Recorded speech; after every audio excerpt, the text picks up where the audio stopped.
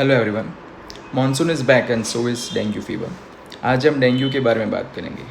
Dengue एक viral illness है जो मॉस्किटो बाइट से स्प्रेड होता है। बच्चों की इम्यून सिस्टम काफ़ी सेंसिटिव रहती है, तो डेंगू के सिम्टम्स जल्दी पहचानने में बहुत फ़ायदा होता है। सही जानकारी और सही टाइम पे जानकारी बहुत ही इंपॉर्टेंट होती है। So what causes dengue fever? Dengue is caused by dengue virus.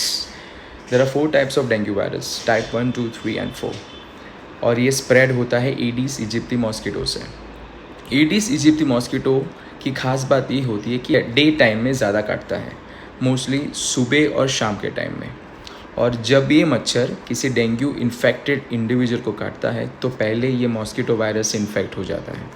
उसके बाद जब ये मॉस्किटो हेल्दी इंडिविजुअल है, हेल्दी बेबी को काटता है तो वो बच्चा इन्फेक्टेड हो जाता है। अभी मॉस्किटो बाइट के तुरंत बाद सिम्टम्स डेवलप नहीं हो जाते। It takes time for the virus to grow. तो it takes approximately 3 to 14 days for the symptoms to develop. So 3 to 14 days is the incubation period for dengue fever. Dengue fever पूरे साल नहीं देखा जाता, वो मोस्टली मानसून और post monsoon season में देखा जाता है, जुलाई से नवंबर या दिसंबर तक, क्योंकि मानसून में जगह जगह पानी भर जाता है और जिसकी वजह से एडीस इजिप्टी ब्रीडिंग अच्छे से हो जाती है। तो डेंगू के सिम्टम्स क्या होते हैं? तो high grade fever, muscle pain, body ache, headache, आँखों के पीछे दर्द होना, nausea, vomiting, decreased appetite, decrease playfulness और rashes. Now how to diagnose dengue fever? अगर आप अपने बच्चे को डेंगू सस्पेक्ट कर रहे हो तो please consult your paediatrician to get your blood reports done.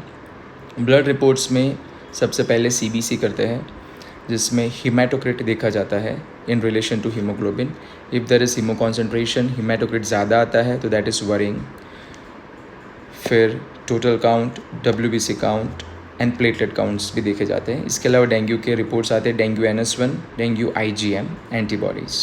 अब डेंगू का ट्रीटमेंट क्या है? Dengue is a viral illness, so हर कोई वायरल इलनेस की तरह डेंगू का कोई स्पेसिफिक एंटीवायरल ट्रीटमेंट नहीं है। Treatment is mostly supportive and symptomatic. तो सबसे पहले फीवर के लिए you can give paracetamol. You can avoid ibuprofen and Combiflam. फिर सबसे इम्पॉर्टेंट बात, हाइड्रेट योर चाइल्ड। बच्चे को पानी पिलाना बहुत ज़रूरी है। आप बच्चे को नींबू शरबत, नारियल पानी, फ्रूट जूस, बटर मिल्क सब दे सकते हो, बट हाइड्रेट योर चाइल्ड। जितना ज़्यादा आप लिक्विड्स दोगे बच्चे को, उसके रिकवरी के चांसेस उतनी ही फास्ट हो जाएगी। इसके अलावा आप बच्चे को रेस्ट करवाइए। आप अपने बच्चे को घर का खाना सब दे सकते हैं, दाल चावल, दही, खिचड़ी, फ्रूट्स सब दे सकते हो। बाहर का खाना अवॉइड कीजिए, प्रॉपर रेस्ट करवाइए, प्रॉपर स्लीप मिले वो ध्यान रखिए। When to consult your doctor immediately? The immediate alarming symptoms are high grade fever not subsiding to paracetamol. Your baby has bleeding gums or bleeding from nose or black colored stools or blood in vomiting. The baby is not drinking water properly. The baby is not passing urine properly. Persistent vomiting हो रही है, बच्चा बिल्कुल active नहीं है, तो please consult your paediatrician at the earliest. Gate your blood reports done and let the paediatrician decide the further course of treatment. अब हम डेंगू फीवर को प्रिवेंट कैसे कर सकते हैं?